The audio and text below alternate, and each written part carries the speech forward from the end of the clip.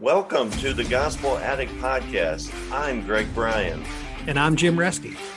We're gospel addicts because we believe the gospel of Jesus isn't just good news, it's the best news ever.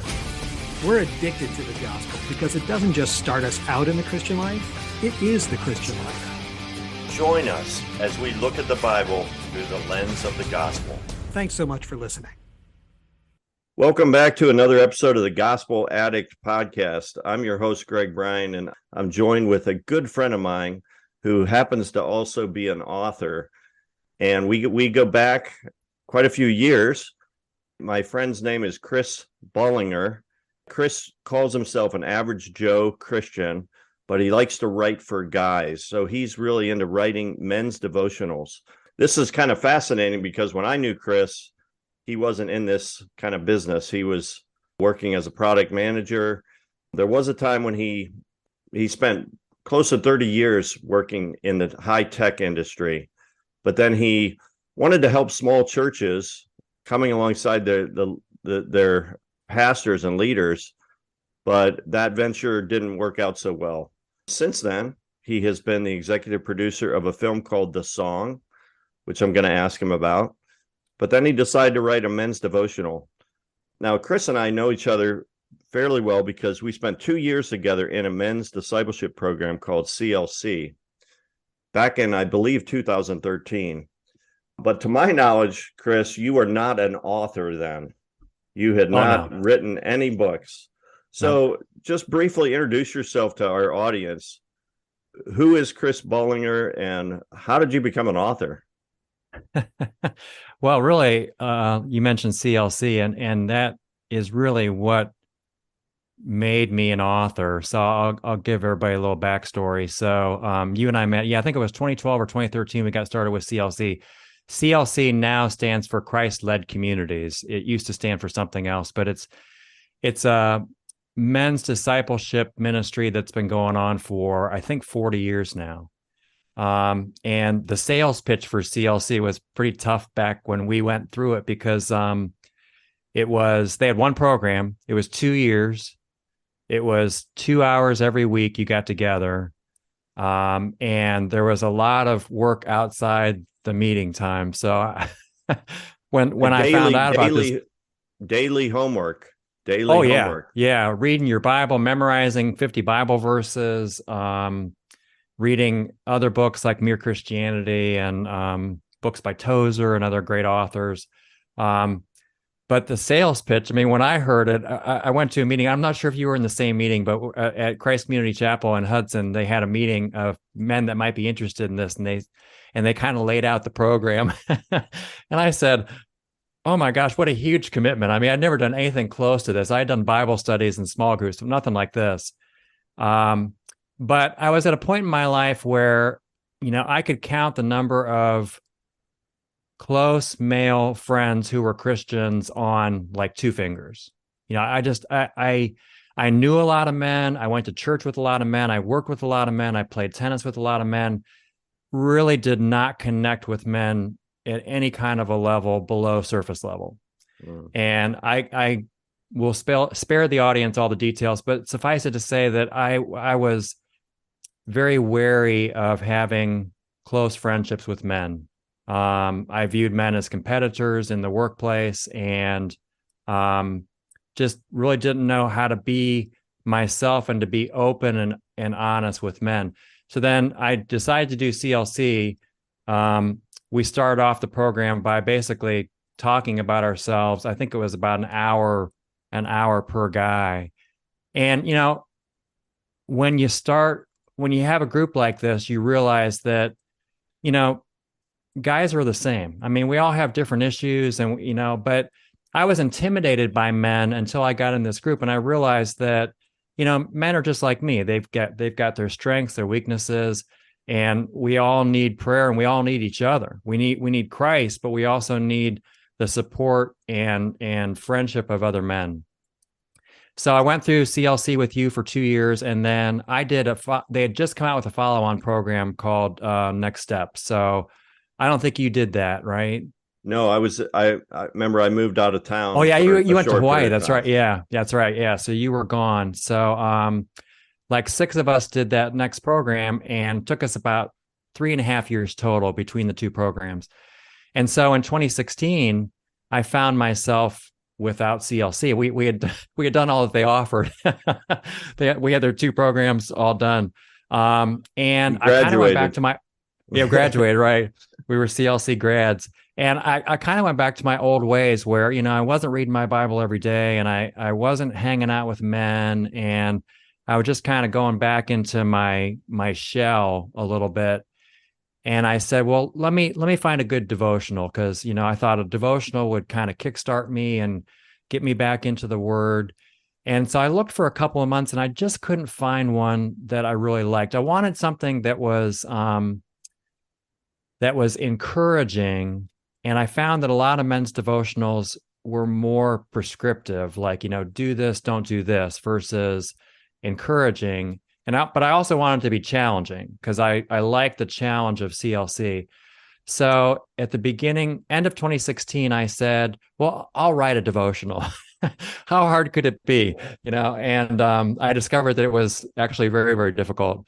But once I started doing it, um, I found two things. One, I never felt closer to God than when I was doing this. I mean, sit down and look at I picked a bunch of encouraging passages from the Bible, and then I thought, well, what am I going to write about this passage?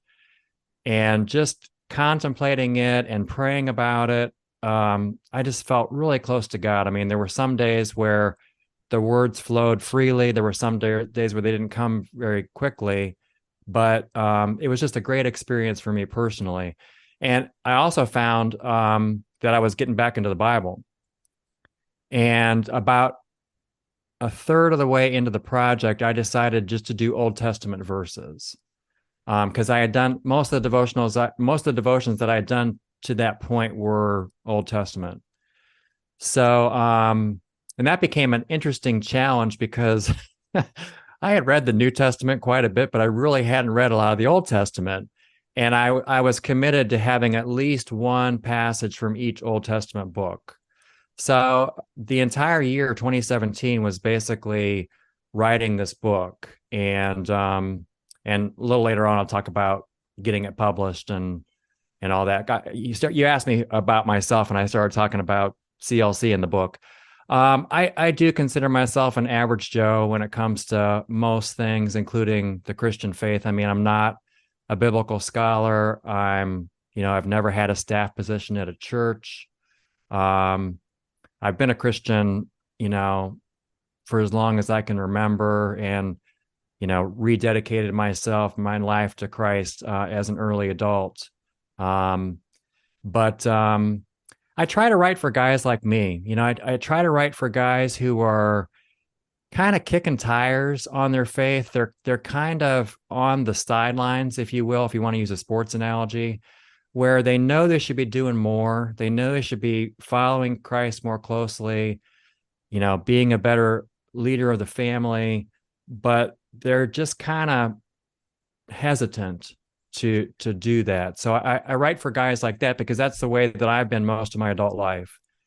And what I try to do is just encourage men that, whether you look at men in the Bible or, just people in their lives, most people are struggling in some ways. And even the men of the Bible were just ordinary guys. I mean, God used them to do amazing things, but most of the disciples and most characters in the Bible were not extraordinary people. They were very ordinary people.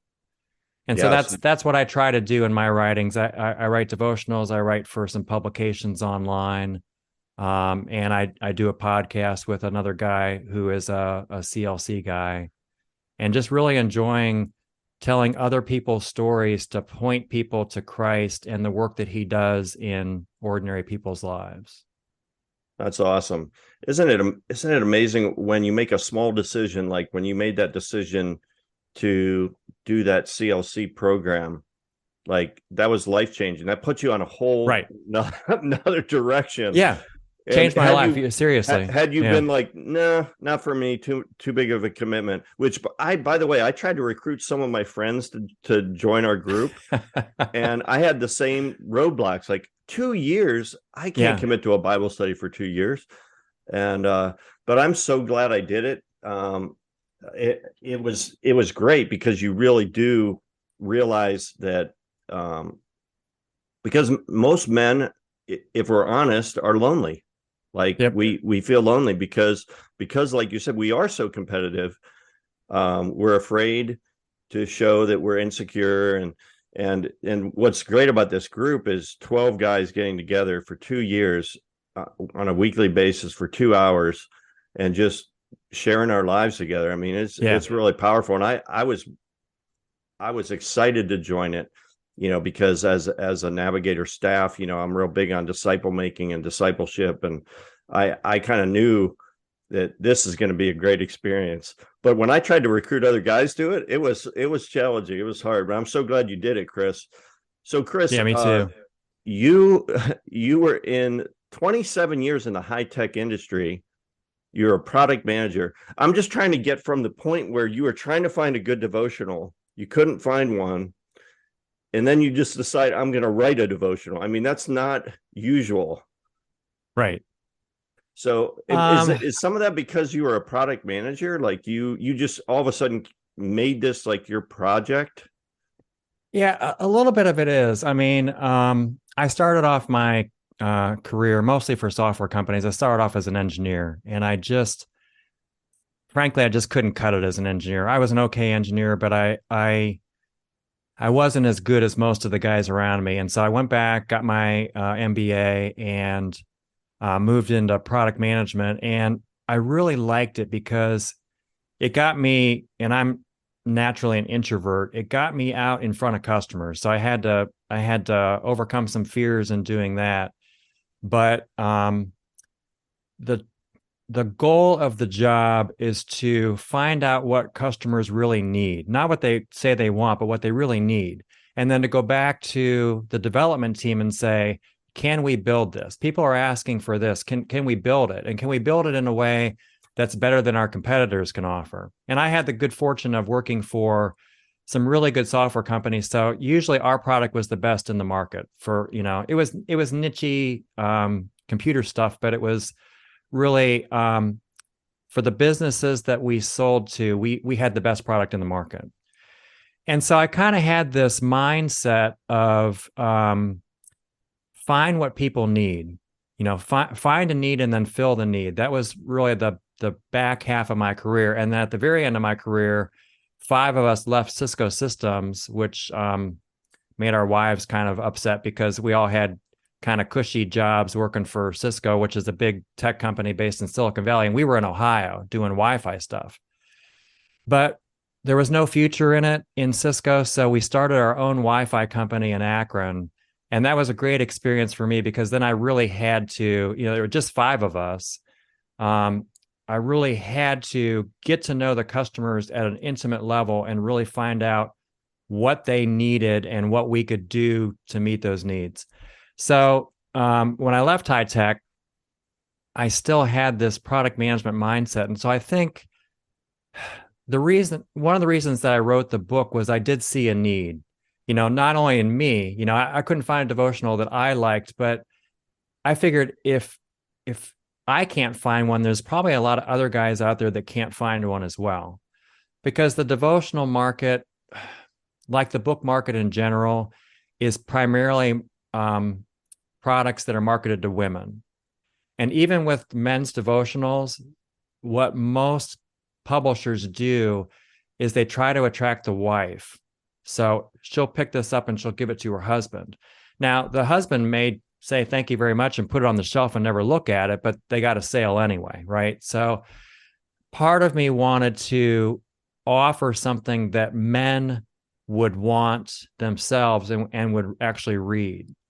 Now, truth be told, a lot of my book sales have been to women because it's a very attractive book. My first book, Daily Strength for Men, it's got a beautiful faux leather cover on it.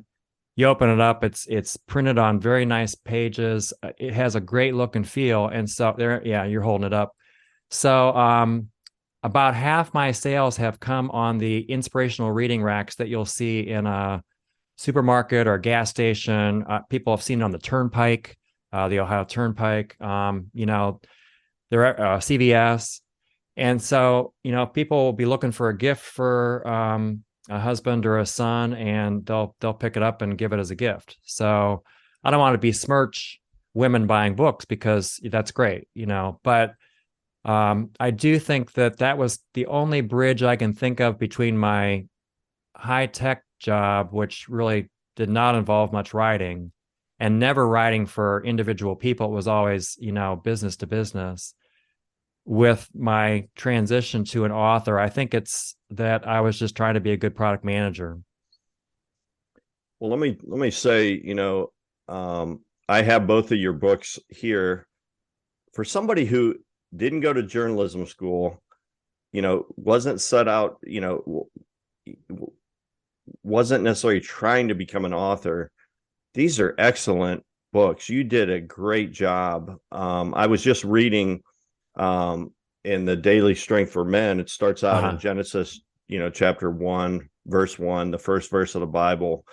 I read the first couple days, what it means to be made in the image of God. You've got some great content there, and it seems like you do a good job just kind of grabbing some of the best content out there from I steal from everybody.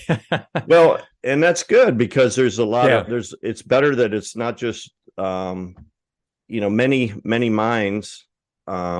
Originality is the art of forgetting your source. Right. Somebody told me that. That's very good. I've never heard that before. That's excellent. So I can't remember who said that, so it must be original with me. So you can say Greg Bryan said originality. Yeah, you should copyright that. How long does it take you to write a book? The first one took me about a year. It took me, which I think that's pretty amazing. I mean, I don't think that's normal to be able to, that's the 365-day devotional. Right. You wrote that in 1 year. Well, my daughter Hope, I have two daughters. My middle child, she writes Christian fiction, and she can literally write a 300-page novel in like 2 weeks. I can't do. It takes me a year to. I think a year is probably about average. I've talked to guys who have taken 5-6 years to write a book, and then there are some guys who can write 3 or 4 a year. The second book, 52 Weeks of Strength for Men, it's a little different format. So it's not a devotion every day or every other day. It's one per week. That took me about 6 months. And the way that I write, I said that I steal from the best. Again, going back to my days working as a product manager, I like doing research. I like reading stuff. I like getting online. I like seeing what different people say about something, and then I try to give a fresh perspective, even on stuff that I've read. So for my second book, I was looking at, I think it was patience as one of the topics. And the Kurt Warner movie came out after I wrote the book, but I think I had read something on it. And, Kurt Warner's this famous story of a guy that, he played one good year of college football quarterback, and then, no pro team would look at him, ends up, I think, stocking shelves in a grocery store or something like that. And then, the miracle story, he ends up playing for what was then the St. Louis Rams and goes to the Super Bowl, MVP of the Super Bowl, all in like 1 or 2 years. Fantastic story. But what I thought about was, what about the guys who are very talented and never really get their shot? So I was reading this article, and I think it was Sports Illustrated or ESPN, about a guy that had been in the minor leagues of baseball for like 16, 17 years. And at the time of the articles being written on him, he still hadn't made it to the majors. And so, why does somebody continue to do that? And my stories are not always about Christians. And in this particular case, I don't know if he was a Christian or not, but the gospel the Bible it's you see it in all these stories. I mean, and this guy said that he just loved he was playing a kid's game as an adult, and the joy was in the journey for him. He saw God's handiwork in being allowed to do something like that, even though he was just in the minors. After those stories, he ended up going to the majors, but I think he only came to bat like 12 times, and then that was it for. It reminded me of Field of Dreams, where the one guy, who's a doctor in the movie, he got called up to the majors once back in like the 20s or 30s, and then never got to go to the plate, and his line, in the movie was, somebody said, how heartbreaking for you to never have gotten a chance to hit in the major leagues. And he said, he became a doctor, and he said, no, the true heartbreak would have been if I hadn't become a doctor, I hadn't saved people's lives. So I think a lot of times we get caught up in where we want to go with life, and we lose sight of where God wants to take us, and enjoying where God has us, even if we're in a difficult place. I mean, God has us there for a reason. So I find stories like this, and if something strikes me as really just fascinating or moving, then I figure I should pass that along. And that's what I try to do. That's great. Speaking of your second book, 52 Weeks of Strength for Men, I was looking at the topic of anger. And I thought that was really cool that you put that in there. It's pretty early on in the book that you address men and their anger. And I love the opening story is a little more lighthearted than what you just shared of Hulk and Thor in the movie Ragnarok, which I love that movie, by the way. Yeah. That dialogue between Hulk and Thor is great, about how Hulk says, I always get angry. And but you do a great job just addressing, the biblical perspective on anger, and so the content I'm just really impressed with. Do you how long did it take you to write the second book?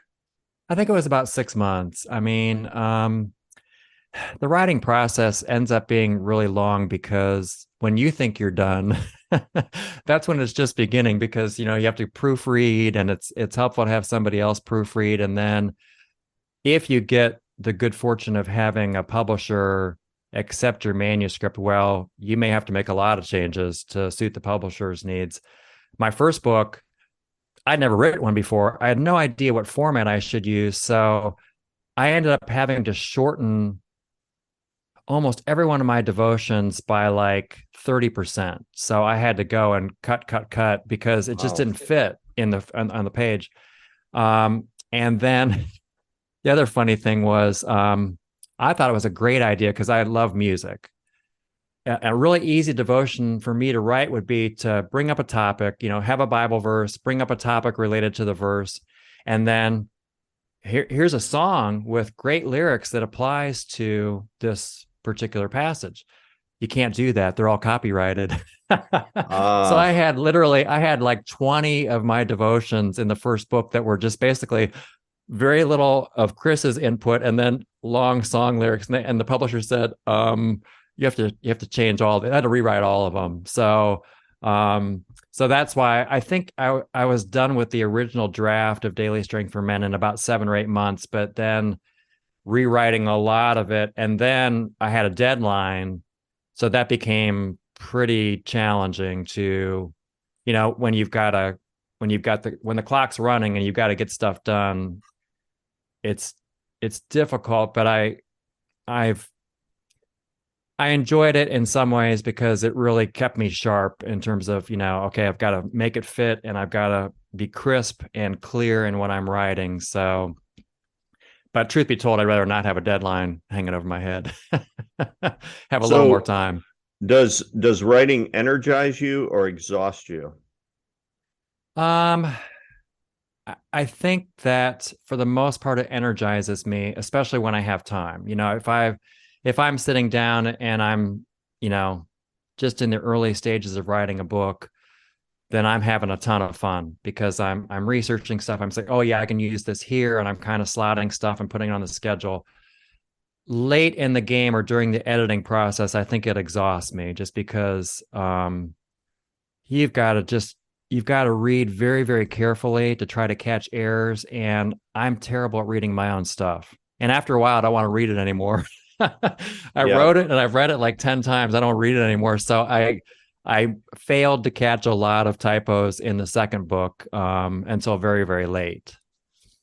Okay, so here's a question for you. So what was one of the most surprising things you learned in creating your books? I would say, I don't know if it's surprising so much, but I try to be very thoughtful, mostly because I'm hiding behind other people and I don't think people really care what I think for the most part. I mean, who am I? I'm just some unknown guy who, spends half the year in Ohio and half the year in Florida. So I try to be very balanced in what I present. I want it to be, biblically solid, but I also want it to be engaging for the reader, and I want the reader to think. And so I think what has surprised me quite a bit is how difficult it is to write questions at the end of a devotion. Because CLC taught me that. I mean, the best thing about CLC is that you get questions and you have a discussion. And I think you learn a lot by really grappling with questions. So, it's hard to write questions because you have to kind of reopen the whole thought process and say, okay, if I were reading this, what would I want to be challenged with, or what might draw more out of this content with a question? But what I guess surprised me the most is how tough it is to answer your own questions. So I wrote all the questions for Daily Strength for Men, and there's questions in 52 Weeks as well. But then my wife and I were looking for a couples devotional, and I said, well, let's just do mine. We couldn't find one that we like, so we'll just do mine. It's written for men, but we can do it as a couple. So now I had to answer my own questions in front of my wife. That was very, very difficult in many cases, just because, I had the luxury of not really having to answer them when I wrote them. Oh, this will be a tough one. I'll make guys answer this one. Now I have to answer it. So I would say that that was a bit surprising, but it was rewarding in a way because my wife and I, she's a good critic. She and I'll read something that I've written and we'll kind of laugh about it because, it sounded different when I wrote it. But there were some questions that were just I thought were kind of stupid questions that I had in there. So we'd laugh about the stupid ones, but then we'd encounter a question that was really thought-provoking. And I think that was kind of surprising how much you could get out of a single question that was at the end of a devotion and a couple of Bible passages. Thanks for listening to this episode of the Gospel Addict Podcast. Feel free to contact us via email at gospeladdictpodcast@gmail.com. Stay tuned for our next episode, and remember, on your worst days, you're never beyond the reach of God's grace, and on your best days, you're never beyond the need of God's grace. See you next time.